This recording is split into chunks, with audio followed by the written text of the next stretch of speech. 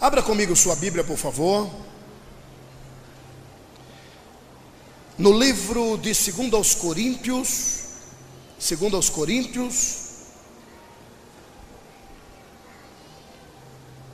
Epístola do apóstolo São Paulo aos Coríntios, terceira maior cidade da Grécia, capítulo de número 1. 2 aos Coríntios, capítulo de número 1. Então somente o versículo de número 20 para a nossa breve meditação. 2 aos Coríntios, capítulo 1, versículo de número 20. Os que acharam, por favor, digam amém. Amém. Diz assim: porque todas quantas promessas há de Deus são nele sim, e por ele o amém, para a glória de Deus por nós. E você diz amém? Amém. Ok. Amados, a leitura que ora acabamos de fazer, olha que coisa tremenda, escuta bem, ó. Porque todas quantas promessas há de Deus são nele sim, e por ele o amém, para a glória de Deus por nós. Escuta bem isso, por favor. Porque todas quantas promessas há de Deus são nele sim, e por ele o amém. Alguém me ouve? Amém. Para a glória de Deus por nós. Escuta isso, por favor. Paulo está escrevendo. Eu disse Paulo está? A terceira maior cidade da Grécia, a cidade de Coríntios. Você tem que entender que nessa época aí, escuta bem isso, só uma introdução de texto para já adentrarmos no corpo do sermão. Que nessa época não havia papel. Lembra que papel vai fazer ainda, 600 anos. Nessa época eram os pergaminhos, couro de cabra curtido. E a Grécia, para quem não sabe, era tronos e mais tronos de deuses e mais deuses. Esse negócio de Jeová quase ninguém conhecia.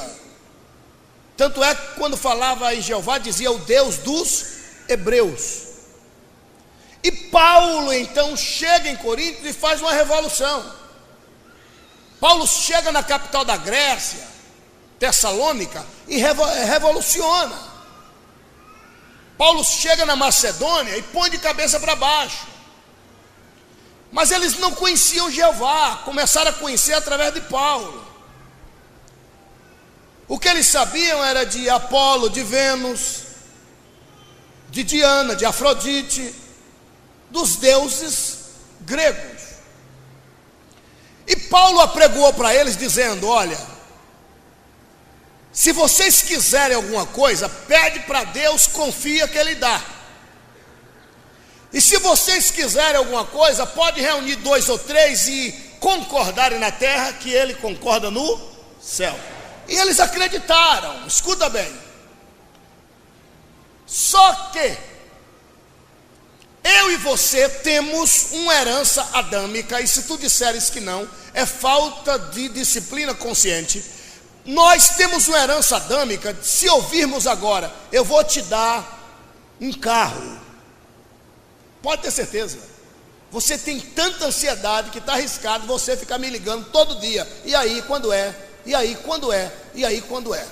Isso é normal. Somos seres assim, de fazer cobrança por conta da ansiedade.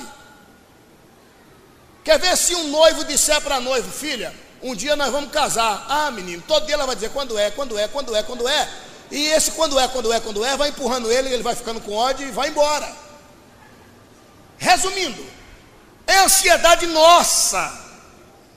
Somos seres portadores de ansiedade. Aí então a igreja de Coríntios, escuta isso. Alguém me ouve? Diga amém. Amém. não entendendo que Deus é um Deus que faz promessa, mas que não é dentro da ótica humana, do tipo, Deus prometeu e a gente espera já, agora.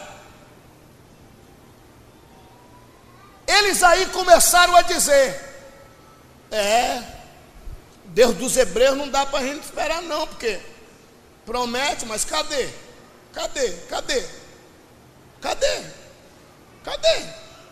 Ansioso. Aí Paulo escreve para eles, e alguns chegaram até a dizer, Deus não vai cumprir aquilo que prometeu, porque tinha deles que estavam esperando há 5 anos e nada, 6 anos e nada, 10 anos e nada.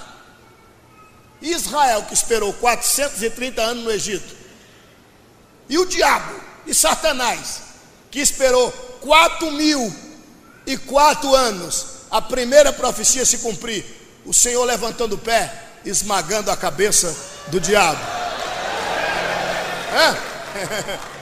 Então Deus promete, Ele cumpre, só que nós somos seres ansiosos e queremos já. A igreja de Corinto ficou na ansiedade, cadê?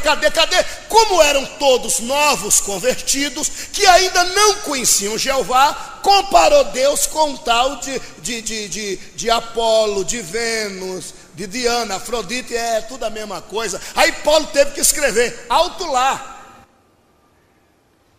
Porque todas quantas promessas, diz Paulo, saiu dos lábios de Deus, tem de Deus o sim, tem de Deus a certeza, o aval, a rubrica.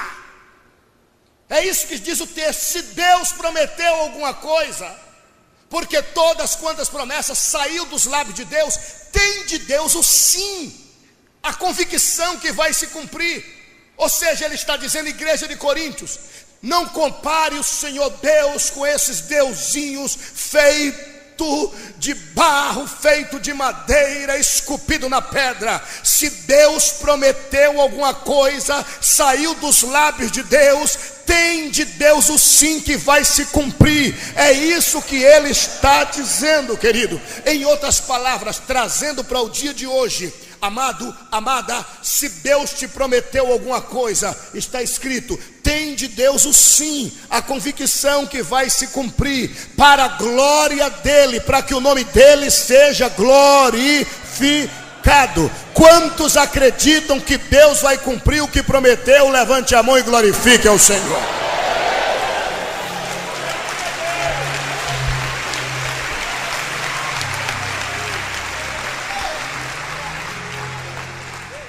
Se você abrir a Bíblia Sagrada, você vai achar em todas as páginas da Bíblia promessas. Em todos os livros da Bíblia promessa.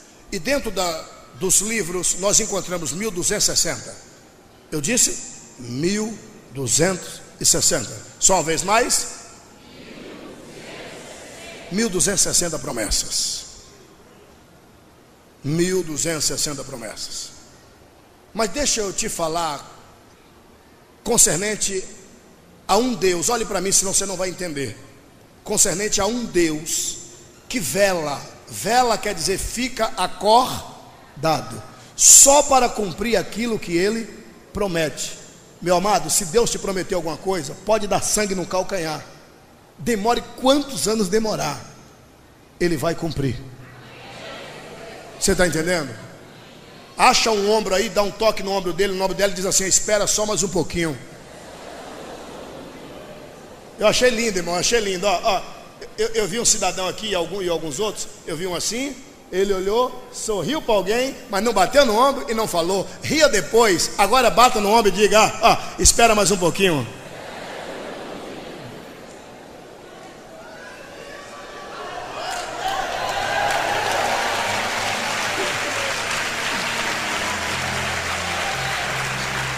Entre as muitas promessas que encontramos nas Escrituras, um certo dia o colégio apostólico estava reunido, olha só, e 2 dos discípulos, filho de um grande pescador cujo nome era Zebedeu, E a mulher desse pescador chamava-se Maria Salomé. E os filhos de Maria Salomé e Zebedeu chegaram aos pés de Jesus, que eram 2 discípulos, e disseram: Senhor, minha mãe quer falar com o senhor. Eu disse: quem é a tua mãe? Ah, o que é isso, mestre? Quando olhou, disse: ah, pois não. Por incrível que pareça, sabe o que é que Jesus disse?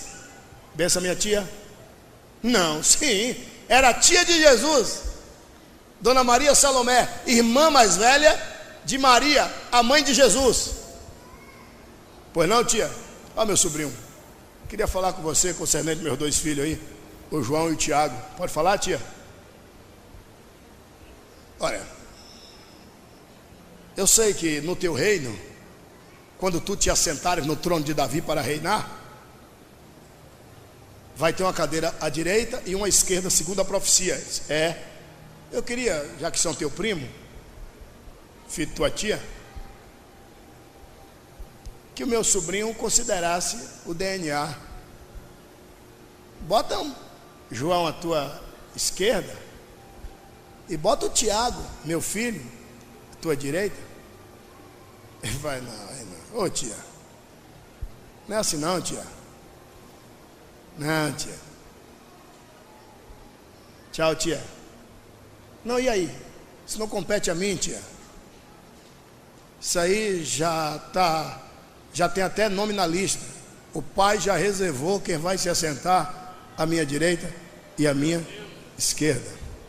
Pode ser que eu esteja pregando para alguém aqui que vai se sentar à esquerda e à direita, porque o menor aqui é o maior no reino dos céus.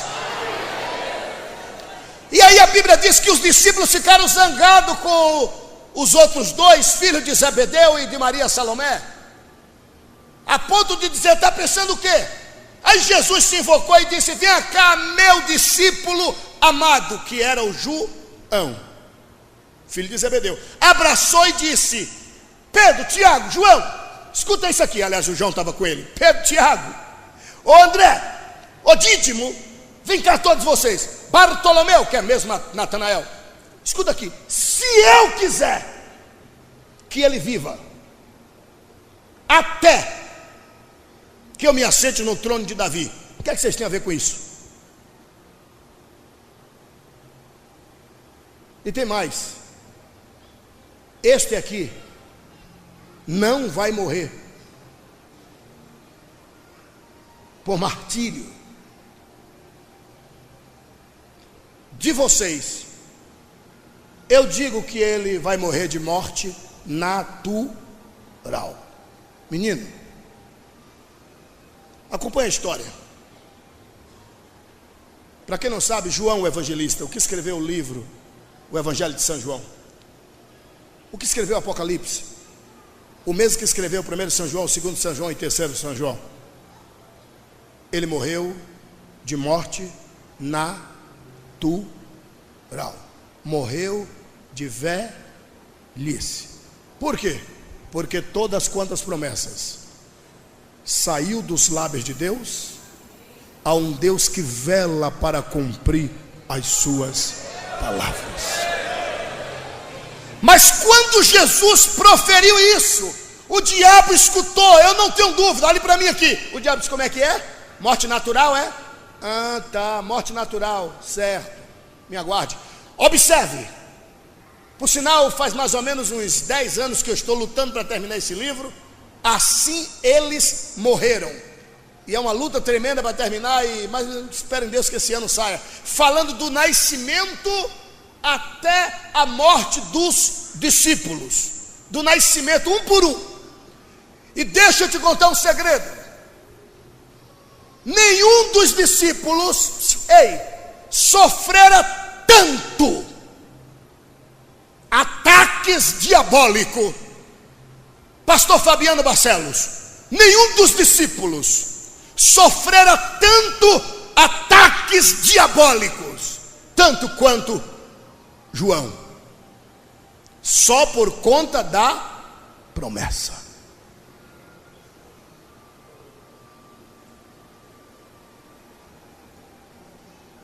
Eu vinha voando ontem de São Paulo para Salvador, E a Mara Maravilha vinha dentro do avião comigo. Ela estava fazendo um show em Salvador. E ela disse: pastor Abílio, me conta uma coisa, pastor. Por que a gente que tem um certo nome sofre tanto? Eu disse: simples e fácil. Se tem promessa de Deus, tem um inimigo número único: Satanás. E ele bate para ver a queda. Observe que antes das promessas, ninguém estava nem aí, nem estava com vontade de chegar. Antes de qualquer promessa de Deus para a tua vida, ninguém nem te enxergava. Depois das promessas divinas, você já percebeu quantos ataques só para você sair do alvo, só para você sair da linha? Você já percebeu, depois das promessas, como o diabo tem se levantado? Pois escuta essa, Satanás: crente que tem promessa é igual a ovo batido, omelete. Quanto mais bate, mais ele cresce para a glória do Deus que fez os céus e a terra. Aleluia!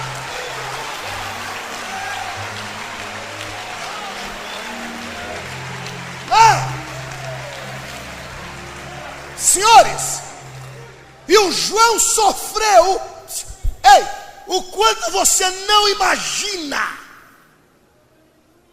O diabo disse: espera aí, pode observar, João foi o último dos apóstolos. Não é um dos, não, o último dos apóstolos a morrer. Primeira investida. Primeira investida. O diabo pega João, leva João para o pináculo, para o cume do templo, aonde havia uma águia gigantesca, que era o símbolo de Roma. E o diabo leva João para o cume do templo e diz: eu quero ver você escapar dessa, morrer de morte natural. Eu vou envergonhar Jeová, diz o diabo. Eu vou te matar e eu quero ver o que vai acontecer das palavras que Deus falou. Vou te matar. E leva João para o cume do templo e põe João no bico da águia, uma gigantesca águia que era o símbolo de Roma, sobre o pináculo. E põe João no bico da águia e empurra João de lá de cima. O historiador diz que a face, a cara de João bateu na calçada de pedra e entrou.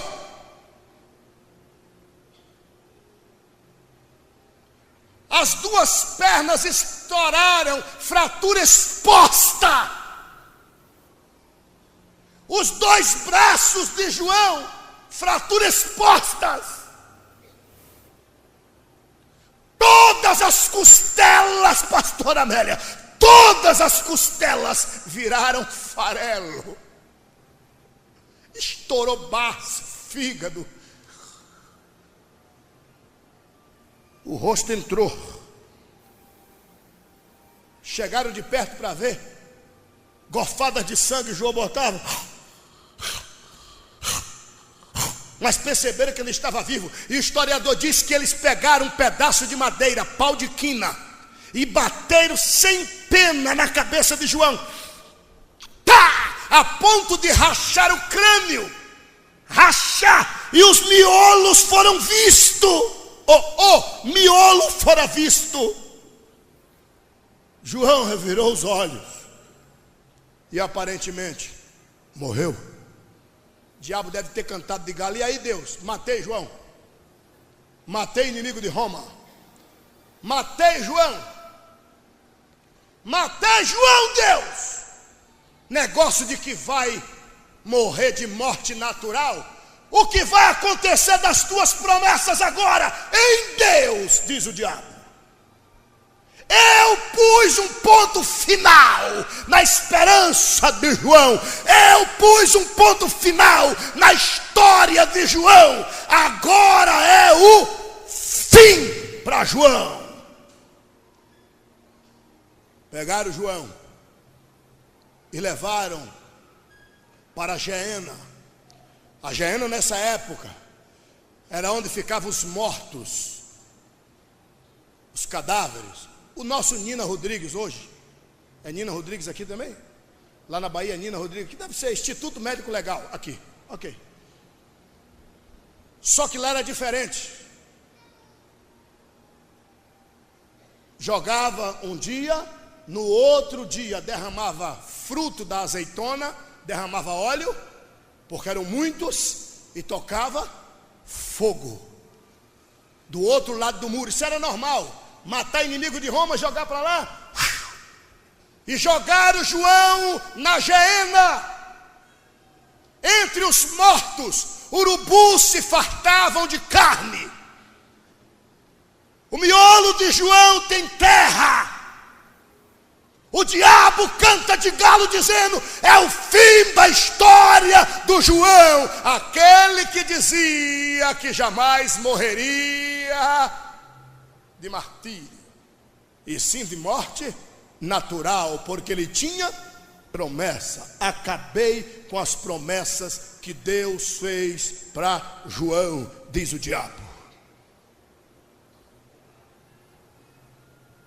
De manhã, o homem jogaria fruto da azeitona, óleo, azeite de oliva, para tocar fogo no cadáver. Eram muitos. João está entre eles, no cochilo do diabo, numa madrugada fria, faltando aproximadamente 4 horas para o homem ou os homens chegarem jogando azeite para tocar fogo. Nesta madrugada, o espírito de vida entra em João. João começa a cascavelar sobre os cadáveres. Ele não anda porque tem fraturas expostas. Ele vai cascavelando sobre os cadáveres. Lá vai João cascavelando, vai se arrastando, sai da geena, vai se arrastando, entra no mato, vai se arrastando, para numa porta e gemendo de dor. De manhã uma senhora abre a porta. Quando ela olha, era o João. E quem era a senhora? Maria Salomé, sua mãe. Ela disse: entra, João.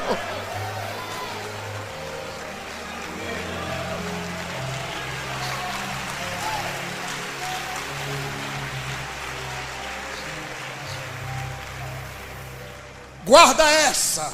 Ei, se tu tens promessa de Deus, descansa. Todas as vezes que o diabo aparecer na tua história para colocar um ponto final na tua história, se o diabo aparecer 1000 vezes para pôr 1000 vezes ponto final, Deus vai descer 1000 vezes para colocar vírgula debaixo do ponto final.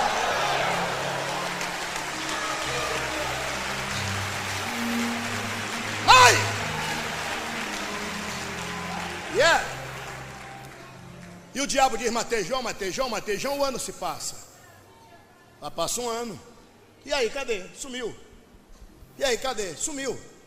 E aquele pregadorzinho que tinha aqui em Jerusalém? Sumiu. Aquele que nós estouramos o crânio? Jogamos óleo e já virou cinza. O diabo deveria pensar: e aí, Deus? E a cinza agora? Morreu. Porque o diabo, se você não sabe, ele dá uns vacilos bobo. E no cochilo do cão acontece milagre. Não é? Caí. Não é? Oxe, caí. Diabo deu uma cochilada, João. 2 anos depois,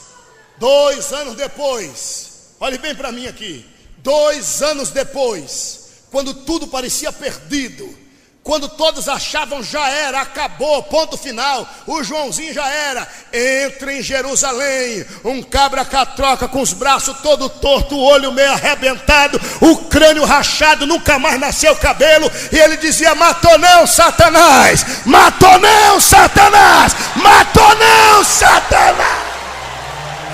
Ócia!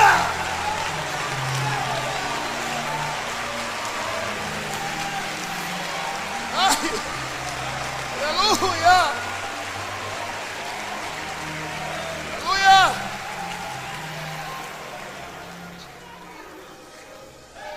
Acha alguém aí, diz para ele, diz para ela: Deus é fiel. Aí o diabo disse: o quê? Ei. Aí o diabo disse: o quê? E eu não matei? Quem sabe de capeta fulano? Não matei? É, patrão. Também pensei. Mas eu sou cochila.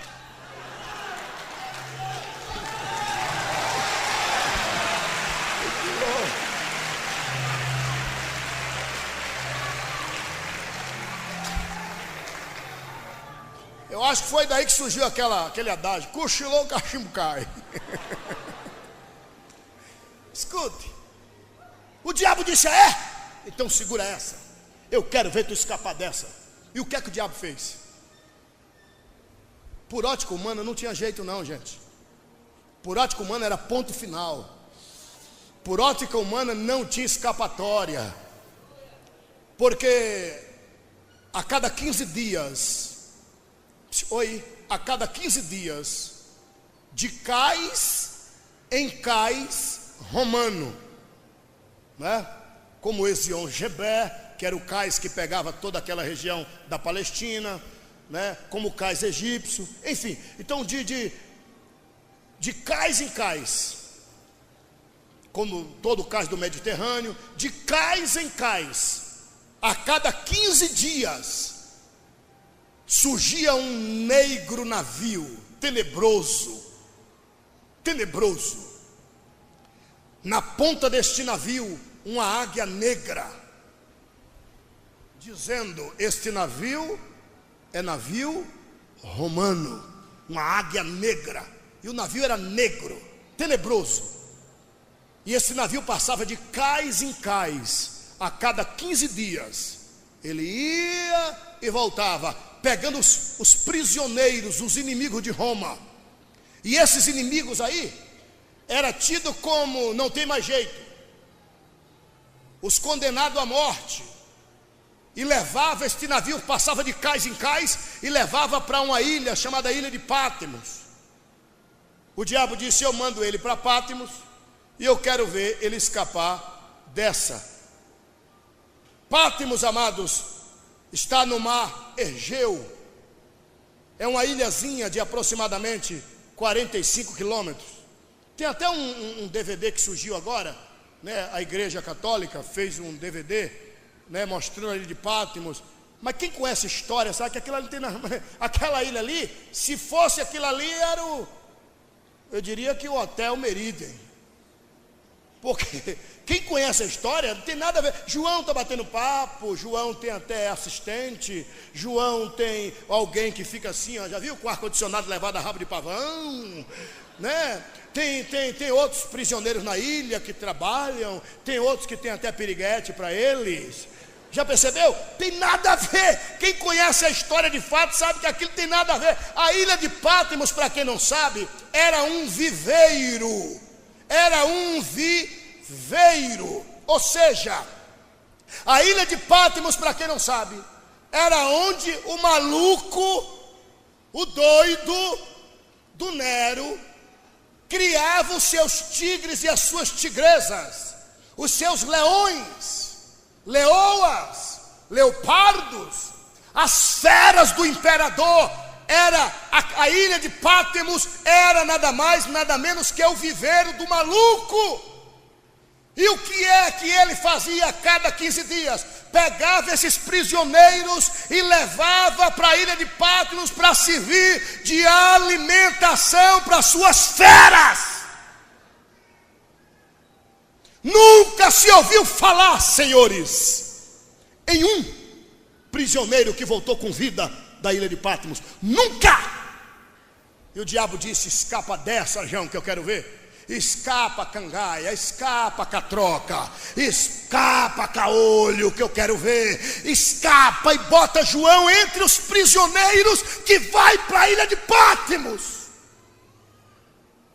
O diabo dizia, até eu. O diabo dizia, até eu quero assistir de camarote o Senhor tirar ele dessa.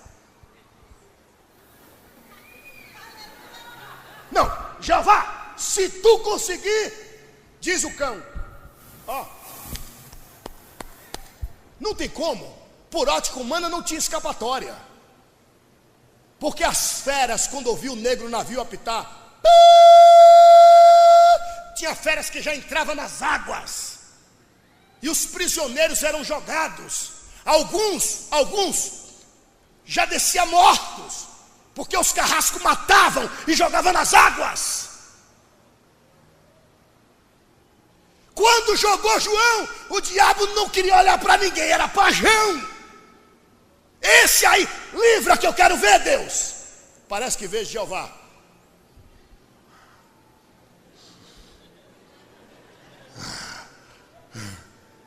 Miguel, sim, vem cá. Gabriel, todos os anjos, vem ver uma cena. Messias, sim. Vai, pois não. Escuta essa. Quando jogaram João, o diabo, agora, só que o diabo se esqueceu que João era filho de Zebedeu, um grande pescador. Quando Jesus chamou João, ele deixou as redes. João era pescador. E você já viu pescador não saber nadar? Você está maluco? Você está doido? Quando jogou João, que as feras vieram por cima, leão, João, mergulha que eu quero ver, leão, e lá vai João, e lá vai João, e lá vai João, e lá vai João.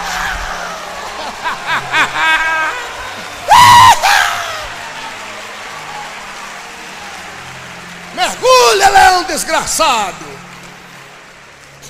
Quando João buscar.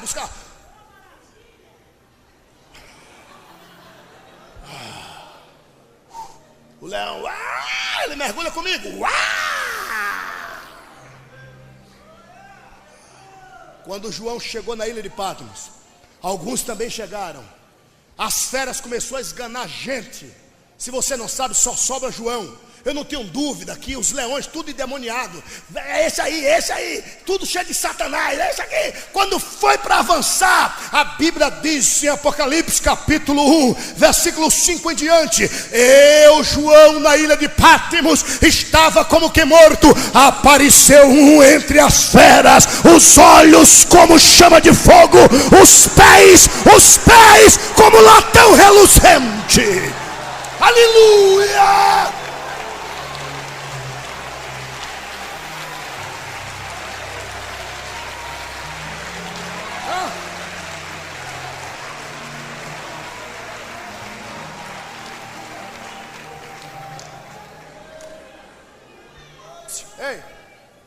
Ei,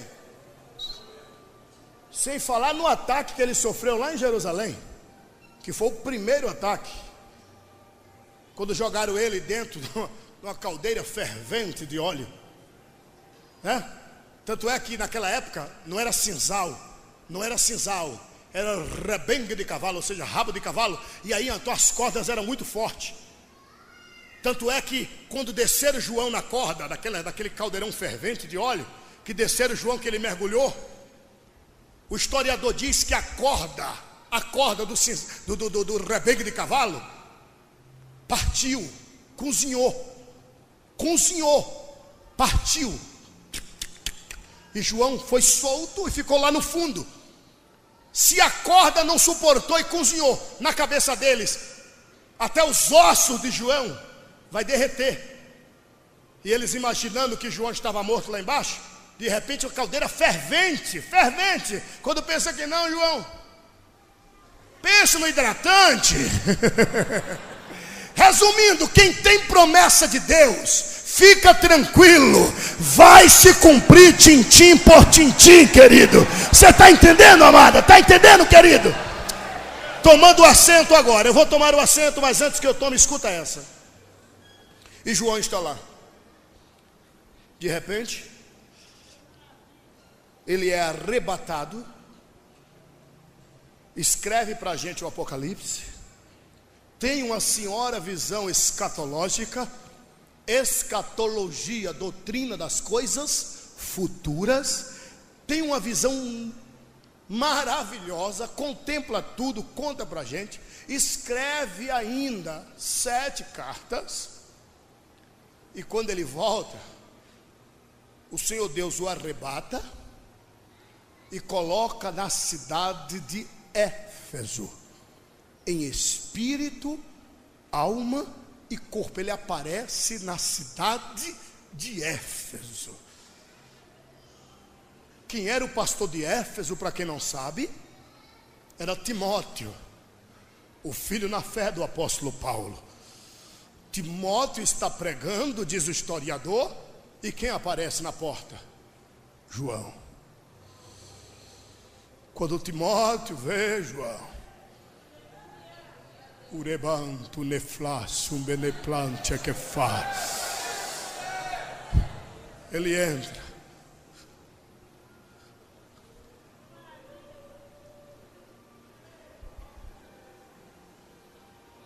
Querendo assentar-se lá embaixo, Timóteo diz: não. O senhor se assenta aqui na tribuna, e a partir de hoje o senhor é o pastor desta igreja.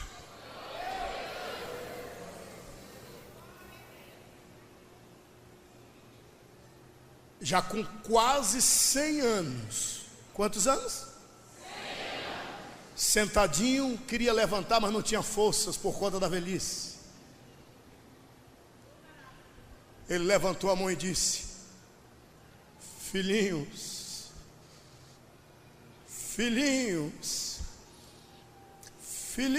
é já a última hora, filhinhos.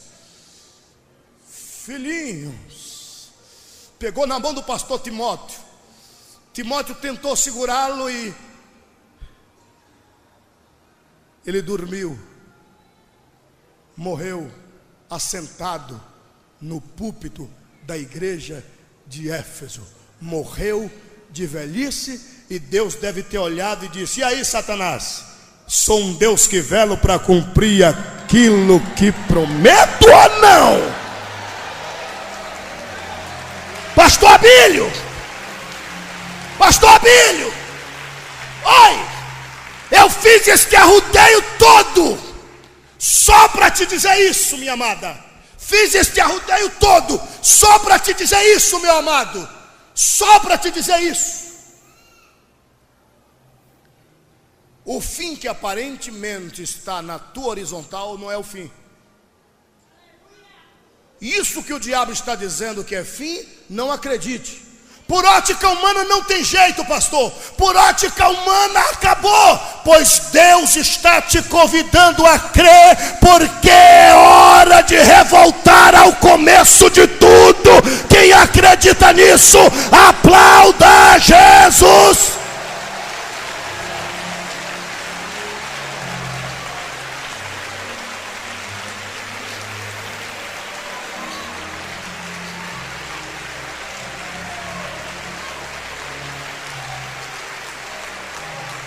De pé como estamos. Oh yes! De pé como estamos. De pé como estamos. Nós vamos mandar um recadinho para Satanás. A não ser que você não acredita que Deus te trouxe aqui para falar cara a cara com você, dizendo que a sua história não vai terminar assim, que você não está vivendo ponto final coisa nenhuma. Isso aí é nada mais nada menos que o diabo tentando colocar freio. E se você acredita que o Deus de João é o teu Deus também, levante a mão e glorifique a Ele.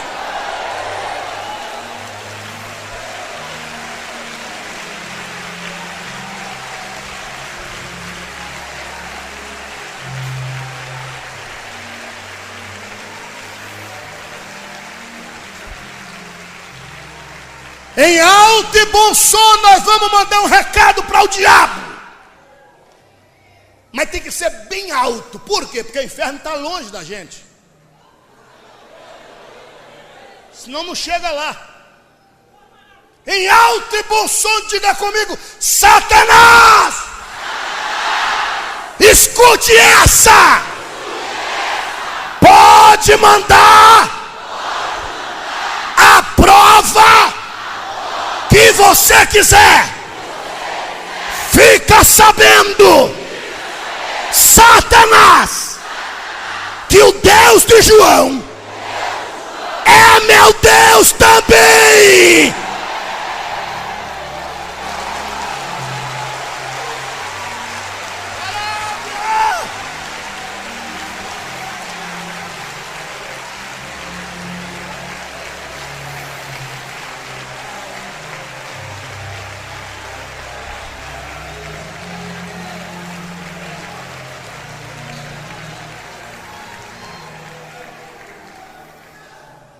E tem mais, Satanás!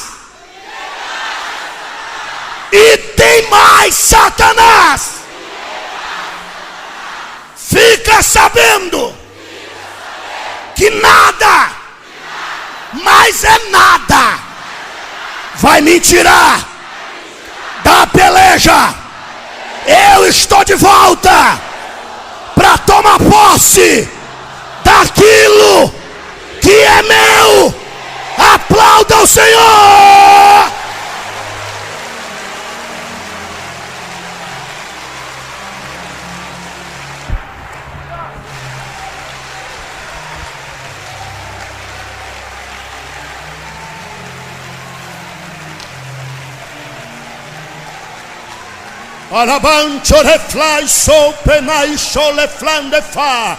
Aleluia. Só os que acreditam em milagre, diga amém. Então a palavra não é outra se não é só. A palavra não é outra se não é só. Eu estou de volta, vai.